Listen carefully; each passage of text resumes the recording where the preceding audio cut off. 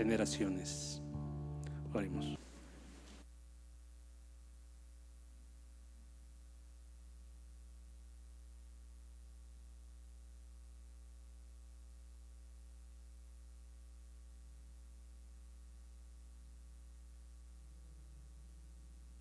Que el Señor les bendiga, muy buenos días. Espero que, como decían hace un momento los hermanos del Ministerio de Alabanza, no sabemos las circunstancias que antecedieron a su presencia acá este día domingo, pero sí sabemos lo que Dios tiene para nosotros. Dios tiene bendición, Dios tiene palabra, Dios tiene un mensaje para la vida de cada uno de ustedes y la mía también. Quiero invitarles a ser ministrados por el poder de la palabra de Dios, dando lectura a la porción bíblica que inspira el mensaje de esta mañana, ubicada en la carta a los Filipenses. Por favor, carta a los Filipenses, capítulo 4, en donde daremos lectura a los versículos del 4 al 9. Les invito por favor a tomar sus Biblias, Filipenses capítulo 4, versículos del 4 al 9, conforme lo vayan encontrando, les invito por favor a que nos pongamos de pie en reverencia a la palabra del Señor. Si es que alguien de pronto necesita una Biblia, no la tiene, por favor si levanta su manito y con mucho gusto le podemos facilitar una. Carta a los Filipenses, capítulo 4, versículos del 4 al 9, y dice la preciosa palabra del Señor: regocijaos en el Señor siempre. Otra vez digo, regocijaos. Vuestra gentileza sea conocida de todos los hombres.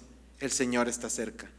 Por nada estéis afanosos, sino sean conocidas vuestras peticiones delante de Dios en toda oración y ruego con acción de gracias. Y la paz de Dios, que sobrepasa todo entendimiento, guardará vuestros corazones y vuestros pensamientos en Cristo Jesús. Por lo demás, hermanos, todo lo que es verdadero, todo lo honesto, todo lo justo, todo lo puro, todo lo amable, todo lo que es de buen nombre, si hay virtud alguna, si algo digno de alabanza, en esto pensad. Lo que aprendisteis y recibisteis y oísteis y visteis en mí, esto haced. Y el Dios de paz estará con vosotros. Amén. Oremos. Padre de gloria, gracias por darnos la bendición de poder poner este tiempo a tus pies. Gracias, Señor, porque eres tú quien ha dispuesto tu palabra. Padre celestial, yo quiero pedirte que por favor el día de hoy, y una vez más, Padre celestial, seas tú quien nos guíe y quien nos dirija por la obra de tu Espíritu Santo, de tal manera que tu palabra sea predicada a nuestros corazones, Señor, y que podamos ser alentados, consolados, redargüidos, en todo tiempo, Señor mío, guiados por ti y por tu voz. Permite, por favor, que nuestros oídos estén atentos a tu mensaje, Señor, y que tu nombre, oh mi Dios, sea glorificado siempre en esta iglesia. En Cristo Jesús oramos con gratitud. Amén y amén. Tomen asiento, por favor. Así como anhelamos que el Señor esté con cada uno de ustedes, amados hermanos, también anhelamos que Él añada bendición a la exposición de su palabra en esta mañana. El trayecto que nosotros estamos transitando por las Escrituras, iluminando temas controversiales, hermanos, y sensibles, nos ha traído hasta este día para estudiar hoy lo que Dios tiene que decir sobre lo que nosotros llamamos salud o bienestar mental. Seguramente todos ustedes lo habrán escuchado en diferentes momentos o habrán escuchado hablar de este tema. Quisiera plantear un poco de contexto para que podamos enfocarnos de mejor manera en la exposición bíblica de esta mañana. En la actualidad, hermanos, se estima que el 30% de la población ecuatoriana sufre de algún trastorno de tipo mental, siendo la ansiedad y la depresión los principales motivos de consulta entre psicólogos y psiquiatras. El 20% de los jóvenes, y escúcheme bien, el 20% de los jóvenes, niños y niñas, presentan síntomas depresivos y de ansiedad, y otro 10% ha considerado incluso dar por terminada su vida. La situación mental y la situación de salud mental en el Ecuador y en el mundo es un asunto que ha sido tradicionalmente inobservado y por ende también ha traído muchas complicaciones que hemos tenido que enfrentar, quizá mucho más cerca de lo que nosotros creemos, quizá en nuestros hogares, en nuestro círculo íntimo. ¿Qué situaciones difíciles hemos tenido que ver, amados hermanos? Ciertamente, nuestra actualidad no solo ha traído modernidad, y la modernidad no solo ha traído comodidad, sino que en conjunto han contribuido para que cada vez estemos más lejos de tener tiempos de verdadera paz y comunión con nuestro Dios, con nuestros seres queridos y quizá incluso con nosotros mismos. Dentro de los aspectos de fe, debemos admitir con temor y con temblor que también experimentamos este tipo de situaciones, hermanos, evidenciando a la vez el estado de nuestra relación con Cristo, en quien decimos confiar, pero estamos permanentemente preocupados, a quien decimos creer, pero estamos permanentemente afanados. Si se dan cuenta, hermanos, que nuestro discurso y nuestra práctica chocan muy a menudo, no porque sean coherentes, sino porque no lo son, porque decimos una cosa, pero realmente vivimos otra. El quehacer y la cotidianidad nos han llevado a límites insospechados de estrés y agotamiento. Sin embargo, este tipo de enfermedades y situaciones no son solamente de nuestro tiempo, sino que datan de mucho tiempo atrás. Figuras bíblicas como el rey David, por ejemplo, experimentaron episodios de profunda tristeza, ansiedad e incluso depresión. Leemos sus oraciones de clamor en pasajes como el Salmo 23, que seguramente ustedes saben de memoria, u otros poco menos comunes, pero que son importantes también, como el Salmo 46, versículos del 1 al 3, que me voy a permitir dar lectura en este momento. Dios es nuestro amparo y fortaleza, nuestro pronto auxilio en las tribulaciones. Por tanto, no temeremos aunque la tierra sea removida y se traspasen los montes al corazón del mar, aunque bramen y se turben sus aguas, tiemblen los montes a causa de su braveza. Uno puede percibir, hermanos, en estas líneas con enorme claridad la intensidad del sentir de David en esta porción bíblica, como también lo podemos hacer en otros momentos, cuando leemos la vida y los momentos difíciles que atravesaron otros personajes bíblicos, como los profetas Jeremías o Elías, respectivamente.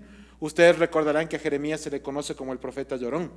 ¿Sí? El libro de Lamentaciones es un libro completo en donde Jeremías básicamente llora con amargura por la situación de Israel. Esto no puede provenir de un corazón que está pasando por sus mejores momentos. Por el contrario, de un corazón al que le duele profundamente lo que está viviendo. Dios nos hizo y Él nos conoce mejor que nosotros mismos. Y eso incluye nuestras necesidades y debilidades. No hay situación, amados hermanos, que atravesemos que se encuentre fuera de su control y de su voluntad. En esta mañana nos vamos a enfocar en esta preciosa palabra de Dios, la que nos guía y nos dirige, para hablar de este tema que es realmente tan importante en la vida del ser humano. Y fundamentalmente vamos a buscar cuál es la voluntad de Dios respecto a este tema en nuestras vidas en la actualidad. Pero no podemos dar un paso hacia esa explicación si primero no entendemos cuál es el contexto de la porción bíblica que estamos topando el día de hoy. Quisiera enfocarme por un momento en el propósito y el momento en el que es escrita la carta a los filipenses. Esta es una de las epístolas de Pablo de las cuales se presume fue escrita desde la prisión, puntualmente desde el arresto de Pablo en Éfeso. Esto ocurrió alrededor del año 61 después de Cristo. Esta preciosa y contundente carta tiene, al decir de los teólogos, tres objetivos fundamentales para ser escrito. El primero es agradecer a los hermanos de Filipos por toda la generosidad que tuvieron con Pablo y su ministerio, aun cuando Pablo no se los pidió. Es de recordar todo lo que Dios hizo por medio de la iglesia de Filipos para bendecir el ministerio de Pablo en su momento. Y es algo muy interesante para reconocer. Objetivo o propósito número 2. Exhortar a los hermanos a practicar y perseverar en la unidad y el propósito de Dios. Es decir, que nosotros tenemos que entender que Dios tenía un objetivo en la carta a los filipenses y exhortarle a la iglesia de Filipos a que sigan y practiquen la unidad como un principio de vida. Y finalmente, el número 3, animar a los hermanos a vivir con gozo sin importar cuál sea su circunstancia. Y esta partecita de aquí es en la que nosotros nos vamos a enfocar el día de hoy. En este contexto, nos vamos a ubicar en el capítulo 4 de esta epístola, que en algunas de sus Biblias seguramente tiene el título de Regocijo y Paz en el Señor, sobre todo para los que manejan la Reina Valera. Este capítulo está vinculado, como les decía yo, con el tercer propósito de esta carta, el ser agradecidos, el estar en paz con Dios a pesar de las circunstancias que estoy pasando. Es importante entonces que nosotros podamos matizar las palabras de Pablo en la carta. Y cuando me refiero a matizar no me refiero a poner pañitos húmedos, sino a entenderlas a profundidad, ¿sí? Y fíjense lo que nos dice el versículo 4, que es donde empieza la porción del día de hoy. Regocijaos en el Señor siempre. Otra vez digo, regocijaos. Imaginen por un momento a Pablo en una fría y oscura celda, privado de su libertad y escribiendo regocijaos. O como se traduce en la versión de la nueva versión internacional en la NBI, alégrense siempre en el Señor. Insisto, alégrense, dice esta traducción. ¿Qué podría ser motivo de una exhortación a alegrarse mientras uno se encuentra sumido en la oscuridad, la soledad y el aparente abandono, hermanos? Seguramente esta afirmación suena para cualquiera de nosotros como una completa locura. ¿Sí? Completa locura porque realmente lo es. No podemos nosotros regocijarnos ante una situación así humanamente hablando. La primera carta a los Corintios, también de Pablo, capítulo 1, versículos 18 y 19 dice: porque la palabra de la cruz es locura a los que se pierden, pero a los que se salvan, esto es, a nosotros, es poder de Dios. No importa, hermanos, el tamaño de la angustia que estemos pasando, la ansiedad que nos aqueja o el estrés que nos rodea, nuestro Dios es más grande y nuestra tarea empieza con una sencilla o con un sencillo aparentemente primer paso: alegrarnos, regocijarnos ante esa situación. Por cierto, decirles que es sencillo realmente es una broma, porque no lo es. Es difícil. Es más, déjeme decirle algo, es imposible hacerlo humanamente. Cuando yo estoy pasando por periodos de sufrimiento, de ansiedad, de estrés, de persecución, de depresión, pensar que nosotros podemos regocijarnos y alegrarnos es totalmente imposible desde el punto de vista humano. Solamente la inmensa misericordia de Dios puede llevarnos a ese punto. La gracia de Dios obrando en nuestras vidas nos puede llevar a encontrar de qué agradecerle a Dios siempre, sin importar las circunstancias que estemos atravesando. La vida del creyente, amados hermanos, no está llamada a ser ordinaria. Nosotros no estamos aquí para ser como todos, como el mundo, sino para ser distintos, para ser como el Señor Jesucristo. Esta forma extraordinaria de vivir se desarrolla, hermanos, a la luz de la grandeza y el poder de Dios, del cual somos enviados a testificar. ¿Sí? Solamente desde ahí podemos verlo. La primera carta de Pedro, capítulo 2, versículo 9 dice: mas vosotros sois linaje escogido, real sacerdocio, nación santa, pueblo adquirido por Dios. ¿Pero para qué? Para que anunciáis las virtudes de aquel que os llamó de las tinieblas a su luz admirable. Ese es el testimonio que estamos llamados a dar. La obra que Dios ya está haciendo en nuestras vidas y que continuará haciendo. El gozo, el regocijo o la alegría no provienen del momento difícil que podemos atravesar en diferentes circunstancias, sino de la confianza en aquel que nos ha tomado de la mano para transitar por aquel valle y que no nos dejará solos en ninguna parte de este trayecto. Es regocijarnos al tener nuestra mirada puesta en Él y saber que el viento dejará de soplar, que el mar se calmará y que su favor está con nosotros. Ese es el punto clave en todo esto. ¿Cómo no podremos nosotros hablar de Dios ante semejante obra? ¿Qué podría evitar que nosotros callemos ante una obra tan grande y tan importante en la vida de cada uno de nosotros? No hay nadie en este salón, y tengo la certeza de decirlo, que no haya atravesado por momentos de dolor y circunstancias difíciles, o varios en nuestras vidas. Pero no me dejarán mentir al afirmar que una cosa es transitar por ese valle con Dios y otra el hacerlo sin Él. Pero hoy estamos aquí con la preciosa palabra de Dios por delante, ministrando nuestros corazones para hacer las cosas de otra manera. El versículo 5 dice: vuestra gentileza sea conocida a todos los hombres, el Señor está cerca. Amados hermanos, recordemos aquel varón gadareno que recibió el milagro de la expulsión de los demonios que lo aquejaban ahí en Marcos 5, ¿verdad? Todos se acuerdan de esa historia del endemoniado gadareno. ¿Qué fue lo que hizo el endemoniado después de recibir liberación? ¿Lo recuerdan? La palabra de Dios dice que corrió a la región de Decápolis, que estaba cerca de Gadara, donde sucedió todo esto, y proclamó a todo el que pasaba por ahí lo que Jesús hizo por él. Y es que, hermanos, nosotros no podemos permanecer impávidos ante la obra de Cristo en nuestras vidas sin decir nada, sin dejar que nos ministre, sin hablar lo que Él ha hecho. Todos tenemos un testimonio que dar de la obra de Dios, de cómo ha sanado nuestros corazones, nuestras vidas, nuestros cuerpos y también nuestras mentes, nuestros pensamientos. Porque al final del día todo eso es obra de Dios. El mostrar nuestra gentileza y amor al prójimo no son solamente una buena costumbre, sino fundamentalmente un acto de testimonio de la obra de Dios en nuestras vidas, hermanos. Pablo exhorta a la iglesia a ser distinguida por su gentileza o amabilidad. Esto honra al Señor. Así, de brazos abiertos, dice la palabra que al pueblo de Dios, a la iglesia, se le reconocerá por una sola cosa, porque se aman los unos a los otros y ese amor se hace evidente. Porque estamos atentos a las necesidades que tenemos, porque estamos dispuestos a tendernos manos, a poner un hombro para poder llorar, para consolarnos, para seguir adelante y alentarnos sin importar cuál sea el temporal. Vemos entonces, hermanos, que el regocijo y la gratitud se establecen como la respuesta divina a la ansiedad y al estrés. No se trata de magia, sino del poder de Dios obrando en la vida de personas comunes y corrientes, como usted o como yo. Porque de ahí nos ha sacado el Señor. En Él hemos hallado refugio, en Él hemos encontrado consuelo y aliento para levantarnos de aquellos momentos difíciles. Y entonces, hermanos, después de reconocer que pasamos por estos momentos, que podemos enfrentarlos con regocijo y con gratitud, que es algo divino, la palabra de Dios continúa en el versículo 6 dándonos instrucciones precisas.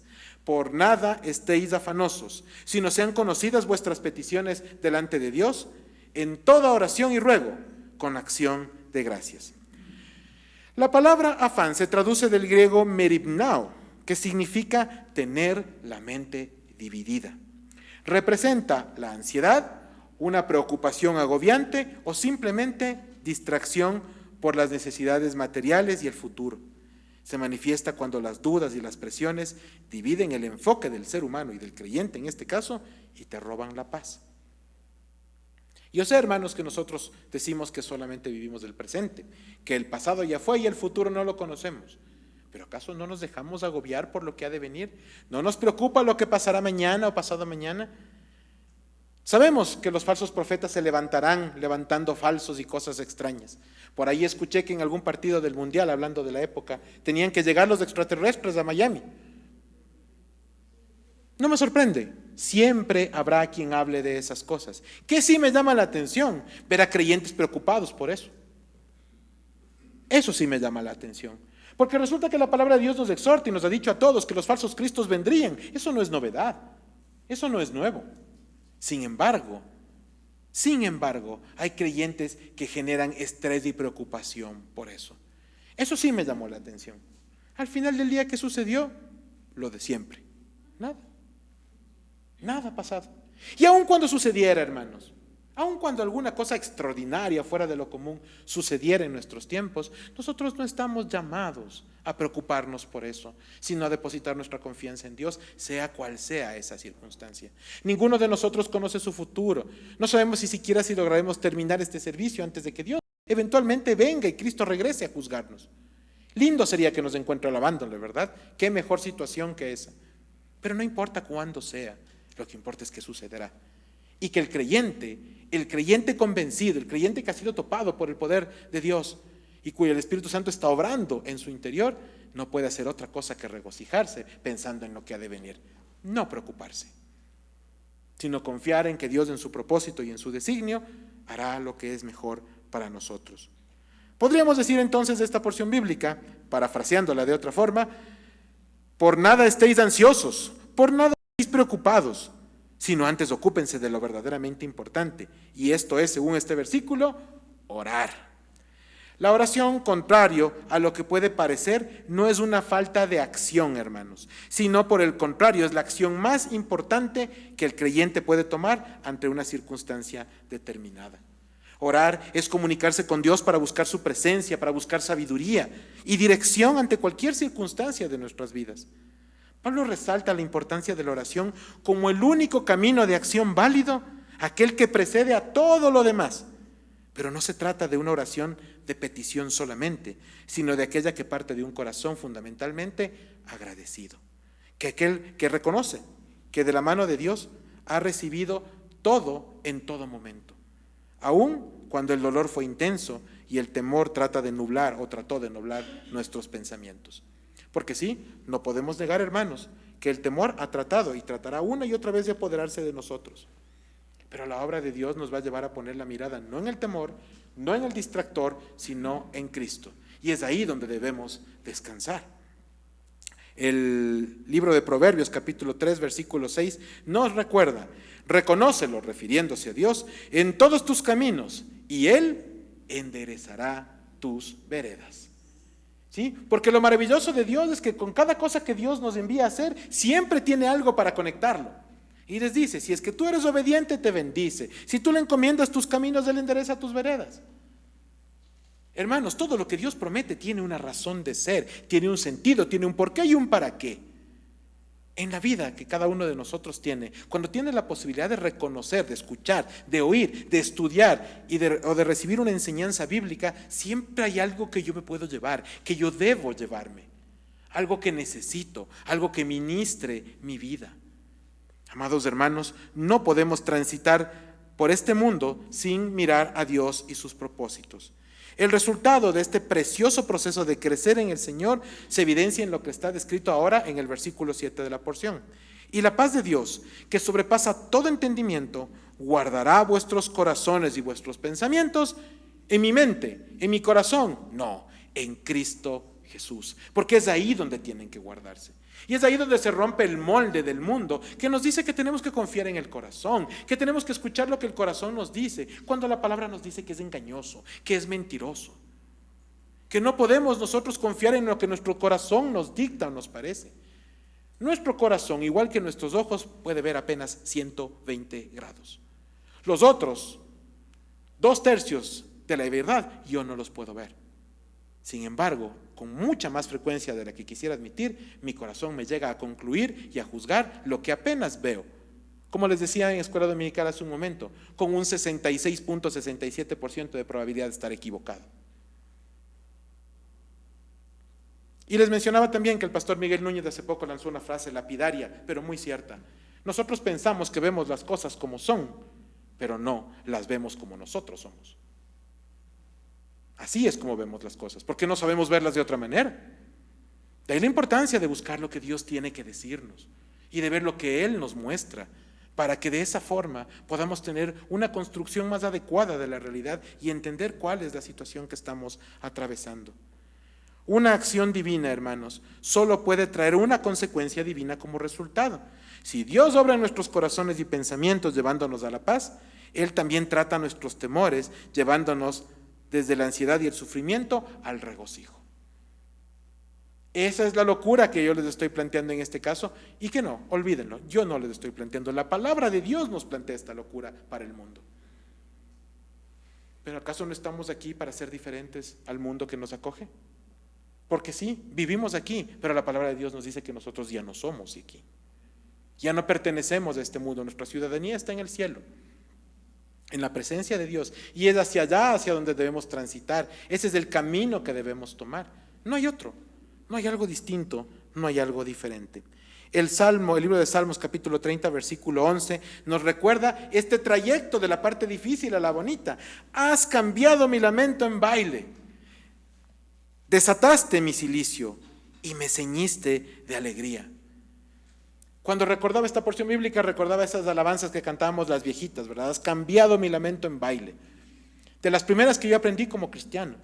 Y es que qué bonito me resultaba recibir un mensaje, y me resulta hasta hoy, que me dice que Dios puede levantarme y puede levantarte a ti también, desde el profundo agujero de un pozo oscuro, para regocijarte de la mano de Él, para sostenerte y levantarte. Y Dios lo hace, Dios cumple sus promesas.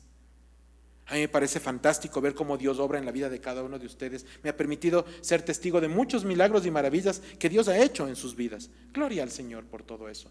Pero eso no tendría ningún sentido si el Señor no fuese glorificado en ello. No tendría ningún sentido si no cumpliera el propósito de edificación que Él tiene para su vida y para la mía también.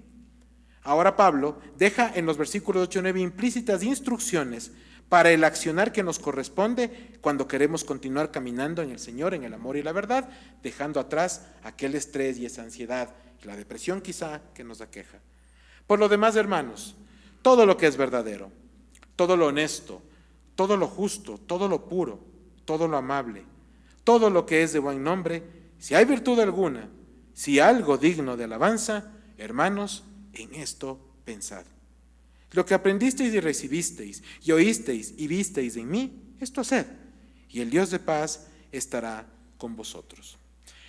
Y es de aquí donde quiero trazar una raya importante de tener clara, hermanos, entre la visión del mundo, entre la visión que tiene como centro al hombre versus la visión que tiene Dios. La ciencia humana, para enfrentar este tipo de situaciones, de enfermedades de tipo mental, se ha centrado nuevamente en el hombre como principio y fin del estudio. La verdad revelada de Dios nos enseña que todas las cosas fueron creadas por Cristo y para Cristo, no por el hombre ni para el hombre. Y es ahí donde tenemos el choque más fuerte con la ciencia que trata estas cosas, porque nunca se ha tratado de cada uno de nosotros, sino de la obra de Cristo en nosotros. Y esa es la diferencia fundamental. Número 2, la ciencia humana responsabiliza a terceros por lo que vivimos, pero Dios nos enseña a asumir nuestra propia responsabilidad delante de Él. Esto quiere decir, hermanos, que nosotros, cada uno de nosotros es responsable delante de Dios por lo que hizo o no hizo. Hay un conocido libro de fábulas que seguramente la mayoría de ustedes leyó alguna vez en su vida. La culpa es de la vaca. Libro famoso, muy conocido. ¿Cuál es el punto central que topa este libro de fábulas? El responsabilizar al resto por las cosas que nos pasan. ¿O acaso no empezamos nosotros desde el Génesis a hacer todo esto como una forma de vida? ¿O no se acuerdan lo que le dijo Dios? Más bien lo que le respondió Adán a Dios cuando le dijo, ¿qué has hecho? La mujer que me diste me hizo comer. Ella es la culpable. Adán es responsable por lo que él hizo y Eva por lo que ella hizo. Otro hubiese sido el cantar, si es que obedecía el uno y no el otro, ¿verdad? No sabemos, nunca pasó.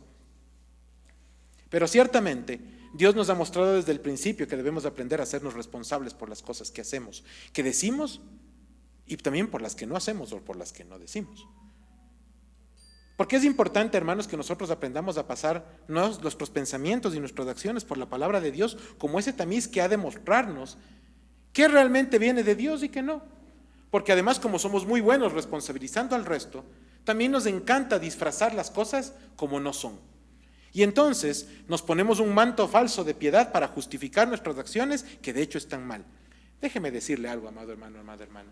No hay nada que nosotros hagamos de una manera equivocada que pueda dar ninguna justificación de piedad si la palabra de Dios dice que está mal. Es que yo le mentí a mi mamá para no hacerle daño. Eso es pecado. Eso es pecado. Así de fácil. Pero es que mi mamá y el corazón, no. Es pecado. Y les he puesto este ejemplo que parece chiquito y ridículo tal vez, porque así es como nosotros disfrazamos las cosas para responsabilizar al resto. ¿Sí? Entonces justifico mi mal proceder por lo que el otro dice, por lo que el otro hace o porque quiero evitarle algo al otro o a la otra persona. Hermanos, eso no es bíblico. Eso no está bien. Quien nos trata de convencer de eso no es Dios, sino el mundo, Satanás y mi propia carne. Yo soy el que trata de convencerse a sí mismo de esas cosas y por eso las hago. No, hermanos, no hay justificación alguna a hacer las cosas fuera del espectro bíblico.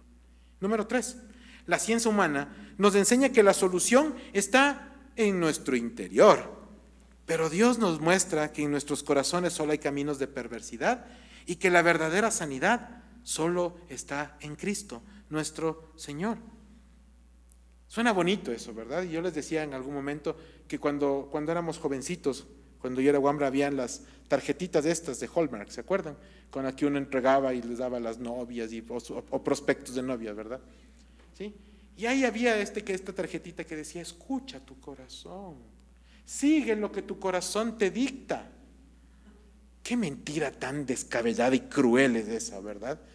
¿Cómo les fue siguiendo su corazón, amigos míos? ¿Sí? Piénselo usted. A mí totalmente mal, tengo otra palabra para definirlo, pero no desde aquí. En realidad es terrible, me fue muy mal, me fue pésimo. ¿Cómo más me iba a ir si es que escuchaba mi corazón de carne? Ese corazón que solamente ve lo que le conviene y lo que cree ver o lo que quiere ver. Entonces, hermanos, ¿cómo no voy a afectarme? ¿Cómo no voy a cambiar? No me va a afectar esa falta, ese pecado a mi vida, llevándome incluso a experimentar enfermedades físicas o mentales. Hermanos, las enfermedades físicas, mentales o de cualquier tipo son consecuencia del pecado y de la caída del hombre. Nosotros corrompimos el propósito original de Dios. Cuando Dios nos creó para vivir eternamente con Él, no para enfermarnos, no para estar estresados, preocupados y deprimidos.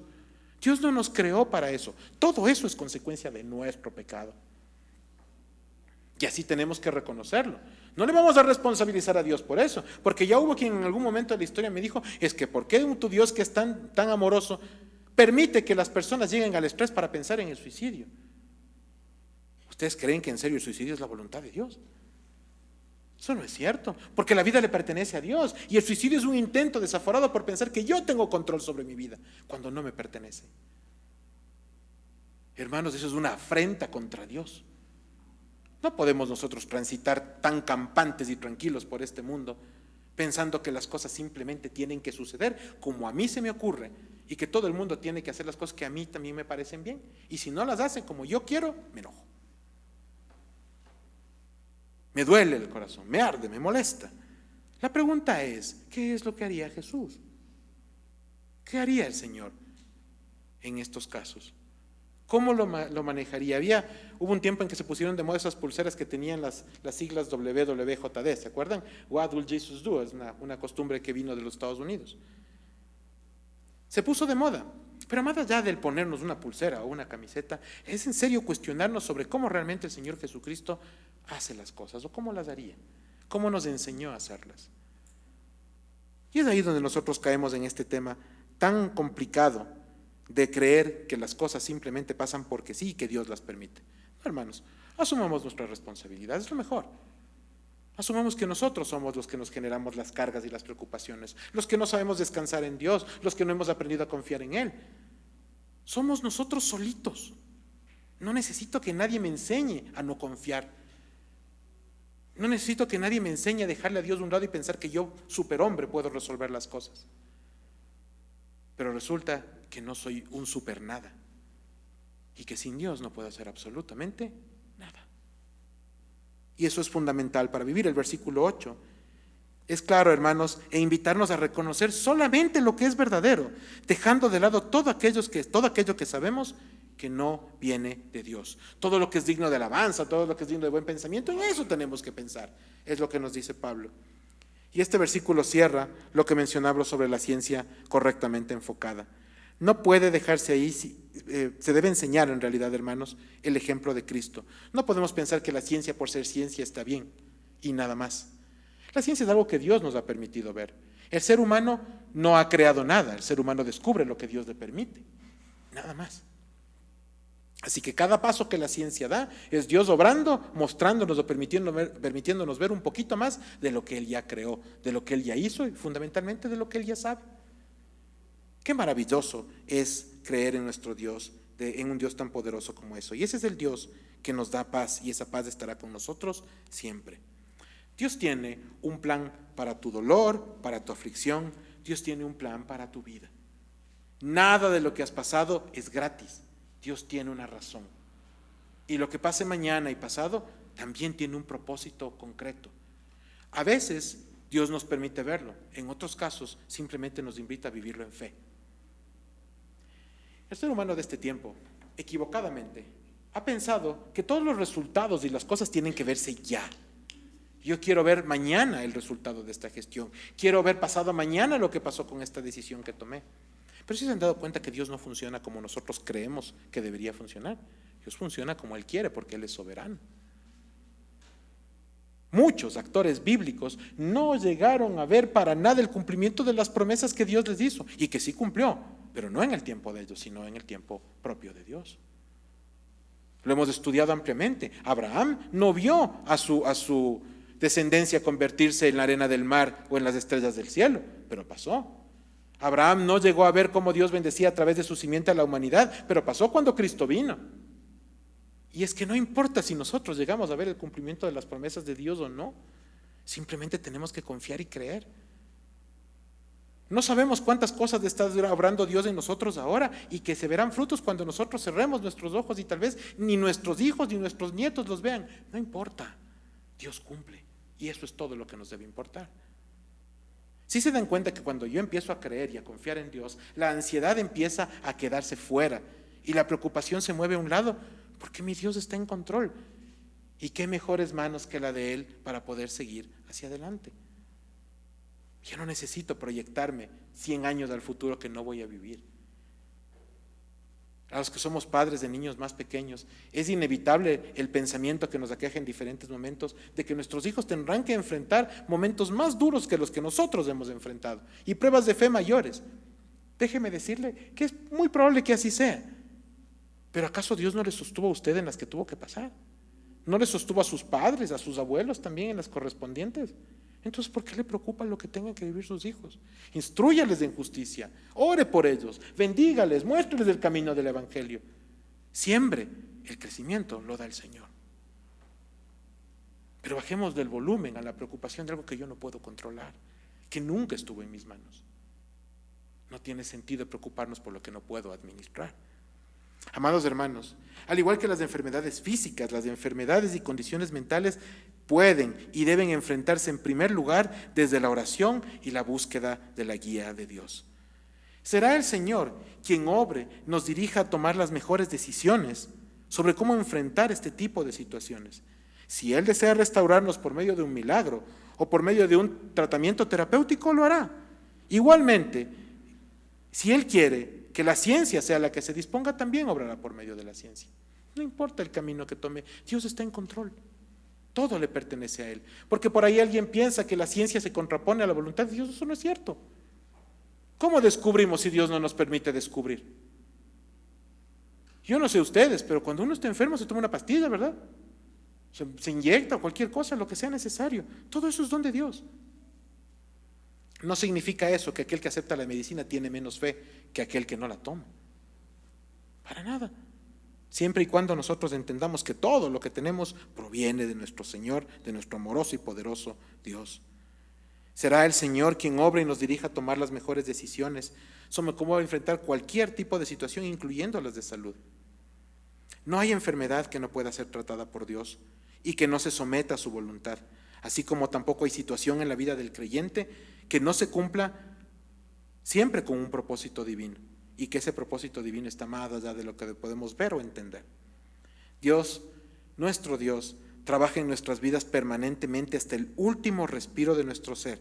De ahí que diariamente debemos recordar que estamos en las mejores manos, las manos de nuestro amoroso Dios. El Salmo 56, versículos 3 y 4 dice: en el día en el que temo, yo en ti confío. En Dios alabaré su palabra, en Dios he confiado, no temeré. ¿Qué puede hacerme el hombre? Y añadiría algo más yo, hermanos, a esta afirmación preciosa. Con más frecuencia de la que nos gustaría admitir, nosotros somos ese hombre que nos hace daño a nosotros mismos. A veces nosotros pensamos que solamente son otros los que se levantan contra mí. No, tranquilo. Yo soy el primero que se levanta contra mí mismo. Mi carne es mi principal enemigo. Con los varones hemos empezado un estudio el día de ayer de un material que se llama el enemigo que llevamos dentro. ¿Por qué es importante esto? Porque esta carne, ese enemigo que está aquí adentro, es el peor enemigo que tengo. No necesito encontrarme otra gente afuera. ¿Para qué? Yo puedo hacerme daño, más daño que cualquiera. Yo tomo las decisiones, yo supuestamente hago las cosas y todo eso me pasa factura a mí mismo. No necesito de nadie más, hermanos. Qué doloroso y qué necesario es entender que como creyentes estamos expuestos a enfrentarnos a nuestra propia carne. Pero qué necesario es admitirlo, porque de otra forma vamos a sucumbir en manos de nuestro propio yo. En lugar de responsabilizar, hermanos, además de eso, ¿no? Porque yo mismo me fabrico los problemas y luego es culpa de Dios. En lugar de responsabilizarle a Dios por lo que vivimos, aprendamos a creer, a obedecer y fundamentalmente a amar. Confiemos en la obra de Dios en nuestras vidas y caminemos en fe. La carta a los Efesios capítulo 3 versículos 20 y 21 nos dice: y aquel que es poderoso para hacer todas las cosas mucho más abundantemente de lo que pedimos o entendemos, según el poder que actúa en nosotros.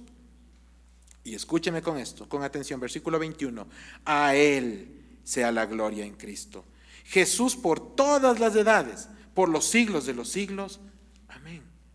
El poder que obra en usted, que obra en mí, no es nuestro, es Dios levantándonos. Amado hermano, amada hermana, cierro este mensaje con una meditación simple. Si usted está atravesando por alguna crisis de tipo mental, como les digo, que a veces la gente piensa que son locura, no olvídese de eso. Si usted vive episodios de ansiedad, de depresión, de preocupación extrema o cualquier cosa de esas similares, primero que nada, entréguele a Dios lo que está sintiendo en oración. Derrámese delante de Él y póngalo a sus pies y deje que Dios le muestre el camino que usted tiene que seguir, sea cual sea el que le muestre, para que usted pueda recibir esa sanidad que necesita. Pero antes que la sanidad, el aprender a confiar en su Dios, ese Dios que a usted le formó desde donde no existía, ese Dios que le mantuvo con vida, que le ha dado alimento, que le ha dado techo, que le ha dado una familia, ese Dios que le ha dado una comunidad a la que llamamos iglesia, ese Dios que está obrando para bendición en su vida y está en control de todo, quiere preocuparse de usted con nombre y apellido. Quiere que usted esté bien, pero fundamentalmente que confíe, que obedezca y que ame. Eso es lo que Dios nos pide. Hermanos, entreguemos nuestros pensamientos y rindamos nuestro ser ante Dios y reconozcamos su grandeza y confiemos, Él hará. Oremos. Padre de gloria, gracias por darnos la bendición de tener este tiempo de ministración de la palabra, Señor, y gracias, Padre, porque ante los avatares del mundo y las enfermedades de este tiempo, Señor, tú estás obrando. Como lo hiciste antes, como lo harás mañana. Padre amado, tú estás en control absoluto de todo. Yo no puedo sino darte gracias por ese milagro que haces en las vidas de nuestros cuerpos y de nuestras mentes también. Gracias, Señor, porque tú estás tratando nuestros corazones y nos ayudas a ir viendo las cosas de otra manera, a entenderlas de otra manera. Eres maravilloso, Padre Celestial.